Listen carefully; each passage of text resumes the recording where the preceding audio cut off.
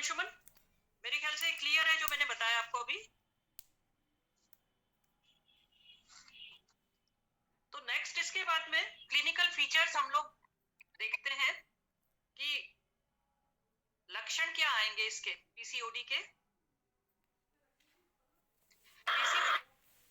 लक्षण एक्चुअली इसको जो मैंने आपको भी बताया था ईटियोलॉजी में कि जेनेटिक जो कारण होता है ना, ये जेनेटिक कारण प्रेगनेंसी पीरियड में ही स्टार्ट हो जाता है। प्रेगनेंसी पीरियड में ही जब बच्चा माँ के गर्भ में होता है तभी म्यूटेशन हो जाते हैं और वहीं से ये समस्या स्टार्ट हो जाती है।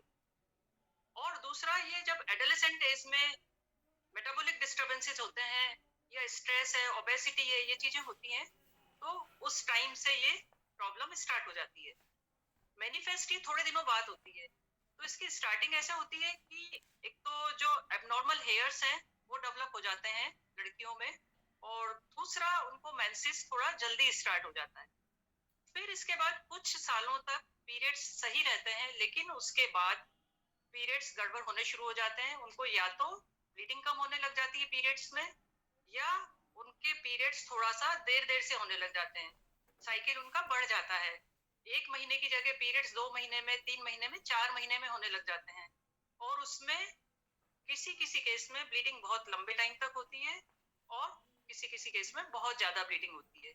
इसके अलावा जब वो मैरिज हो जाती है, प्रेगनेंसी कंसीव करना चाहती हैं, तो कंसीव करने में उनको दिक्कत होती है, प्रेगनेंसी में दिक्कत होती है। फिर उसके बाद में इन केस प्रेगनेंसी भी हो जाती है तो भी उसमें कॉम्प्लिकेशंस होते हैं। उस टाइम पे ग्लूकोज टॉलरेंस कम हो जाता है, डायबिटीज डेवलप हो सकती है, हाइपरटेंशन डेवलप हो सकता है, और उसमें भी 20-30% केसेस में प्रेगनेंसी का लॉस भी हो जाता है। तो ये इसके सिम्टम्स होते हैं। इसके साथ में ओबेसिटी मैंने आपको बताया, एक ओबेसिटी होती है। दूसरा हिर्सुटिज्म होता है, फेशियल हेयर्स होते हैं, मींस बियर्ड एरिया में हेयर्स आ जाते हैं पेशेंट के, और एक्ने होते हैं। इसके अलावा उनको एक पिगमेंटेशन शुरू हो जाता है गले में, एक्जिला में, और भी एक आध जगह पे पिगमेंटेशन उनको हो जाता है। तो वो उससे भी डायग्नोस किया जा सकता है। यदि किसी को भी ये सिम्टम है तो आपको जाके किसी गायनेकोलॉजिस्ट से मिलना चाहिए और सलाह लेनी चाहिए, क्योंकि इसको अर्ली डिटेक्शन और अर्ली ट्रीटमेंट इसके लिए इम्पोर्टेंट है।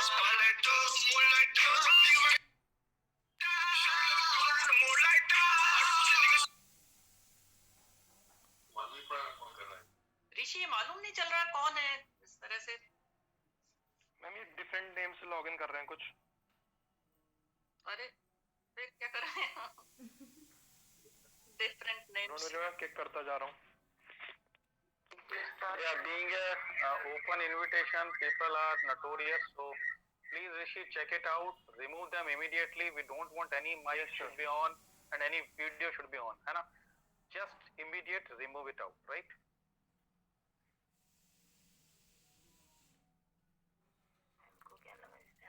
डॉक्टर अंशुमन है क्या? Ma'am, yes ma'am, I am here.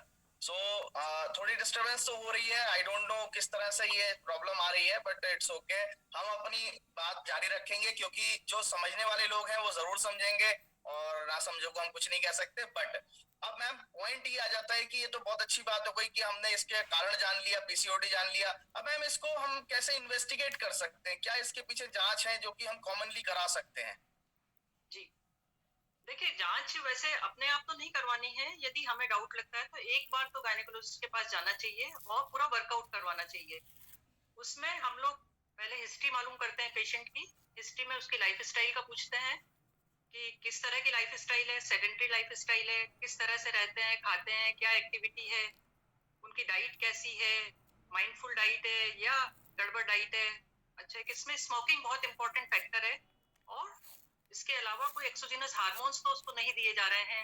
इसके अलावा फैमिली हिस्ट्री किसी की डायबिटीज या हाइपरटेंशन की है, तो ये चीज भी हम लोग एक्सक्लूड करते हैं। उसके बाद जो एग्जामिनेशन में होता है वो होता है कि ओबेसिटी है पेशेंट को। ओबेसिटी वैसे तो यहाँ पे जो लोग हैं वो सब जानते हैं, ओबेसिटी में बीएमआई जो है 25 तक होनी चाहिए, लेकिन यदि 25 to 30 है तो वो थोड़ा सा हाइपर, मतलब वेट बढ़ा हुआ माना जाता है उसको। 30 से यदि ज्यादा बीएमआई है तो उसको हम ओबेसिटी मानते हैं। तो हमारी कोशिश होनी चाहिए कि 25 तक बीएमआई रहे। इसके अलावा हिर्सुटिज्म है, एक्ने है, और मैंने क्या बताया था, पिगमेंटेशन है। इसके अलावा किसी किसी केस में बीपी भी बढ़ा हुआ होता है, ब्लड प्रेशर भी बढ़ा हुआ होता है। तो ये इनके सिम्टम्स होते हैं जो हम लोग देखते हैं। इसके बाद इन्वेस्टिगेशंस जो हम लोग एडवाइस करते हैं वो ये होता है कि हार्मोन टेस्ट होता है। तो हार्मोन्स हमें करवाने चाहिए। दूसरा मैंने बताया था कि इन यूट्रो, मतलब माँ के पेट से ही, गर्भ से ही उसमें समस्या शुरू हो जाती है, वो होती है न्यूट्रिशन की। न्यूट्रिशन की कमी हो जाती है। ऐसी लड़कियों में कैल्शियम स्टोर्स कम होते हैं, कैल्शियम कम होता है, आयरन कम होता है, और हार्मोन्स में टेस्टोस्टेरोन लेवल बढ़ा हुआ होता है। थायराइड टेस्ट कराना चाहिए, थायराइड कम हो जाता है। इंसुलिन बढ़ा हुआ होता है, प्रोलैक्टिन बढ़ा हुआ हो सकता है। ग्लूकोज टॉलरेंस टेस्ट करवाते हैं, ग्लूकोज टॉलरेंस टेस्ट डिस्टर्ब आ सकता है। और अल्ट्रासाउंड सबसे इंपॉर्टेंट डायग्नोसिस है, जिसमें की जो पिक्चर स्टार्टिंग में दिखाई थी ओबीज की, वो पिक्चर दिखाई देती है, प्लस और कोई डिसीज तो नहीं है साथ में, और कोई इसका कारण तो नहीं है, वो पता लग जाता है। तो उससे हम एक्सक्लूड कर सकते हैं। और एक उसके बाद लेप्रोस्कोपी होता है लास्ट, और जो कि आजकल थोड़ा सा कम करते हैं, ऑब्सोलीट है एक तरह से। Thank you ma'am. वैसे तो आपने इन्वेस्टिगेट भी हमें बता दिया इन्वेस्टिगेशन, लेकिन मैं सभी से रिक्वेस्ट करूंगा कि कोई भी व्यक्ति अपनी मर्जी से इस तरह के इन्वेस्टिगेशंस को ना कराए। गायनेकोलॉजिस्ट से मिलें और उन्हीं के ही अंडर गाइडेंस इन चीजों को अप्लाई करें। लेकिन हाँ, इन सिम्टम्स के आधार पर हम ये जज कर सकते हैं अपने खुद के लिए, अपने और लोग, मतलब जो भी हमारे साथ लोग रहते हैं, जिनके साथ हम समय बिताते हैं, अगर किसी को ऐसी प्रॉब्लम आती है तो आज इस नॉलेज के बाद में हमें ये इजीली पता चल सकता है कि क्या हम खुद डिस्टर्ब हैं या हमारे आसपास के कुछ लोग, कुछ लड़कियां, कुछ बच्चियां, कुछ लेडीज तो डिस्टर्ब नहीं है, तो हम लोगों की हेल्प भी कर सकते हैं। बट मैम, ये प्रॉब्लम तो एक सीवियर प्रॉब्लम की तरह से आज सभी के लोगों के साथ हो रही है, बहुत सारी लेडीज के साथ हो रही है। क्या मैम ये ट्रीटेबल है? क्या इसका ट्रीटमेंट हो सकता है? यस डॉक्टर साहब, ये ट्रीटेबल है कंडीशन, और एक्चुअली क्योरेबल, क्योर नहीं हो सकता है, लेकिन इसको एक तो प्रिवेंट किया जा सकता है और एक कंट्रोल किया जा सकता है।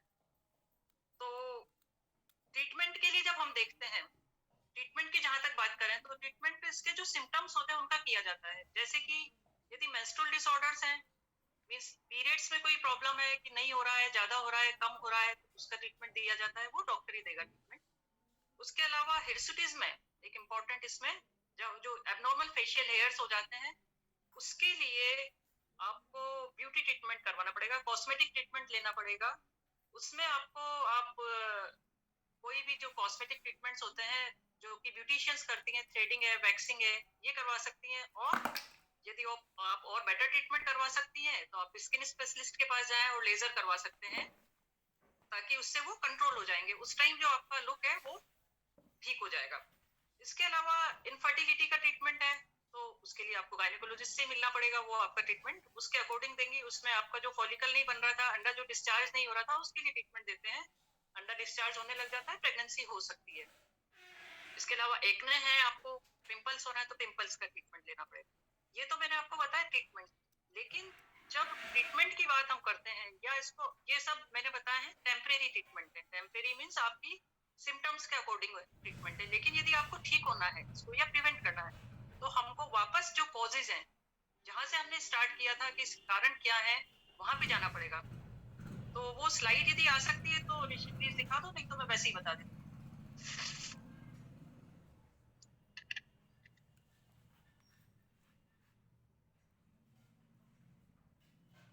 यस, इसमें आप लोग देखिए कि जो सबसे ऊपर इसमें जो एक लाइन है वो है stress, lifestyle, smoking and obesity. ये जो फ्लो चार्ट है ये मेरा बनाया हुआ नहीं है, मैंने तैयार नहीं किया है ये प्रेजेंटेशन। ये मेरी टेक्स्ट बुक से मैंने लिया है, जो हमारी गायनी की पोस्ट ग्रेजुएशन की टेक्स्ट बुक है, उसमें से ही मैंने फ्लो चार्ट लिया है। तो उसमें आप देखिए पीसीओडी के लिए सबसे इंपॉर्टेंट चीज जो बताई है ऊपर की 4 है, तो हमें इन चारों को कंट्रोल करना है, सबसे इंपॉर्टेंट। तो स्ट्रेस को कंट्रोल, या ऐसा माने हम जो हमारे 4 पिलर्स ऑफ हेल्थ हम बताते हैं ना, कि diet, mental, positive mental attitude, exercise and proper rest, ये हमें चारों को ध्यान रखना चाहिए। और स्ट्रेस रिलीफ के लिए अभी जो जैसे नेक्स्ट सेशन होने वाला है मेरे ख्याल से योगा सेशन, वो हमें स्ट्रेस रिलीफ करने में हेल्प करेगा, उसको भी देखना चाहिए हमें। लाइफस्टाइल में जो सबसे इंपॉर्टेंट चीज है वो हमें ध्यान रखना है कि हमें सेडेंटरी लाइफस्टाइल हमारी नहीं रहे। सेडेंटरी लाइफस्टाइल यदि है तो आपका पीसीओडी ठीक नहीं हो सकता। इसको इस तरह से मानिए कि जैसे किसी को डायबिटीज हो गई, तो डायबिटीज हो गई और हम चाहते हैं कि हमें तो केवल दवाई से ठीक हो जाए, तो केवल दवाई से डायबिटीज ठीक हो सकती है क्या? दवाई आप खाते रहो, लेकिन डायबिटीज आपकी बढ़ती जाएगी यदि आपने अपने आप मेहनत नहीं की तो। उसी तरह पीसीओडी है, पीसीओडी में दवाइयां बहुत हैं, ट्रीटमेंट हम देते हैं, लेकिन वो सब टेम्परेरी होते हैं, और टेम्परेरी होते हैं और बहुत लंबे टाइम तक हम देते रहते हैं जब तक ठीक नहीं होता। तो ठीक तभी होगा जब वो इन चारों चीजों को कंट्रोल करेंगे। तो लाइफ स्टाइल आपकी एक्टिव लाइफ स्टाइल होनी चाहिए। आपको वेट कम करने के लिए भी, ओबेसिटी कंट्रोल करने के लिए भी एक्टिव लाइफ स्टाइल की जरूरत है, जिसके लिए आपको कम से कम 30 मिनट्स ब्रिस्क वॉक करना चाहिए, या जॉगिंग करनी चाहिए, या एरोबिक एक्सरसाइजेस करनी चाहिए। और ऐसा मान के चलें around 5 days in a week, यानी 150 minutes in a week at least आपको एक्सरसाइज, एक्टिव एक्सरसाइज करनी चाहिए, जिससे कि आपकी ओबेसिटी में भी कंट्रोल कर सकें आप। इसके अलावा ओबेसिटी एक लाइफस्टाइल डिसऑर्डर होता है, जिसमें कि आपकी डाइट का रोल बहुत ज्यादा आ जाता है, जिसमें आप खाना तो खाते हैं, लेकिन आपको जो चीजें खानी चाहिए, जो फायदा करती हैं, वो चीजें नहीं खाते हैं, और कैलोरी एक्सेस हो जाती है, उसके कारण आपको ओबेसिटी होती है। इसी तरह की स्मोकिंग इंपॉर्टेंट फैक्टर है इसमें। स्मोकिंग वैसे तो इसमें स्पेशली बताया गया है, क्योंकि स्मोकिंग क्या करती है, स्मोकिंग करने से जो एंड्रोजन्स होते हैं, मेल हार्मोन्स होते हैं, वो बढ़ जाते हैं और एस्ट्रोजन कम हो जाता है। तो पीसीओडी में स्मोकिंग का बहुत ज्यादा रोल है, स्मोकिंग नहीं करना चाहिए लड़कियों को।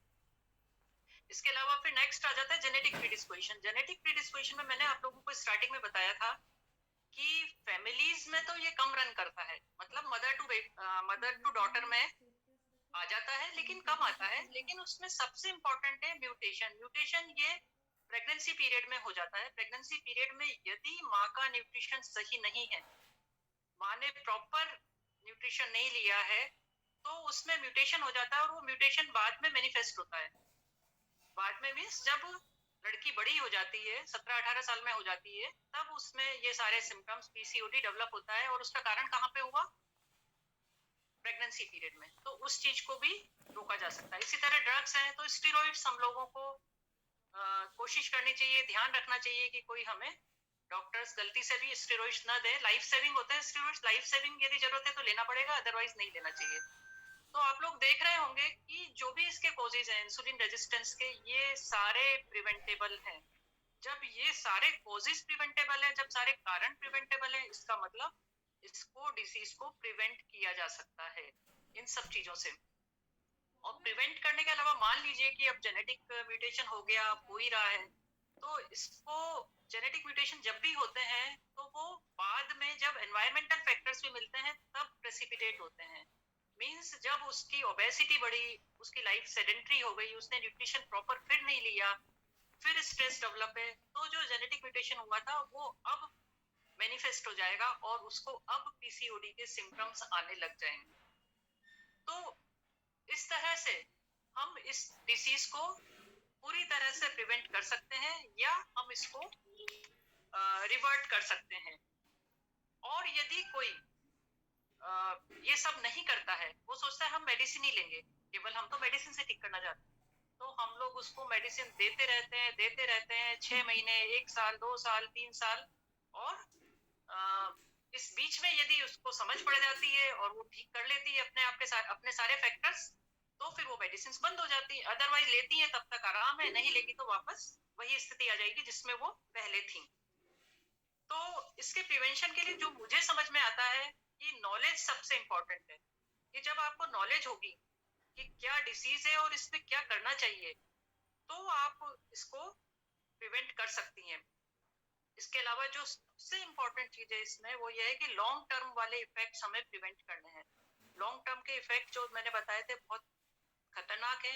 डायबिटीज, हाइपरटेंशन, कार्डियोवास्कुलर डिसीज और इवन एंडोमेट्रियल कैंसर तक इससे डेवलप हो जाते हैं। उसको प्रिवेंट करने के लिए हमें इस डिसीज को कंट्रोल करना चाहिए, और इसमें अर्ली ट्रीटमेंट रिक्वायर्ड होता है। जितनी जल्दी ट्रीटमेंट हम स्टार्ट करेंगे, उतनी ही जल्दी उतना ही हमारा डैमेज होने से बचेगा। क्योंकि अभी हमने कहा फेशियल हेयर्स आ जाएंगे, इसके अलावा मेल डिस्ट्रीब्यूशन ऑफ हेयर्स हो जाता है, तो जो स्कैल्प के हेयर होते हैं वो थिन हो जाते हैं, और किसी किसी में बाल्डनेस भी हो जाती है, बाल पूरे चले जाते हैं, और जो एक बार बाल्डनेस हो जाती है तो वो शायद ठीक नहीं हो पाती है। तो हमें प्रेगनेंसी पीरियड में माँ का ध्यान रखना चाहिए, न्यूट्रिशन उसको प्रॉपर देना चाहिए, तो आगे जाके बच्ची में पीसीओडी नहीं होगा। और हर इंडिविजुअल को अपनी हेल्थ अच्छी मेंटेन करनी चाहिए पीसीओडी से बचने के लिए। Very nice ma'am, very nice, बहुत ही अच्छा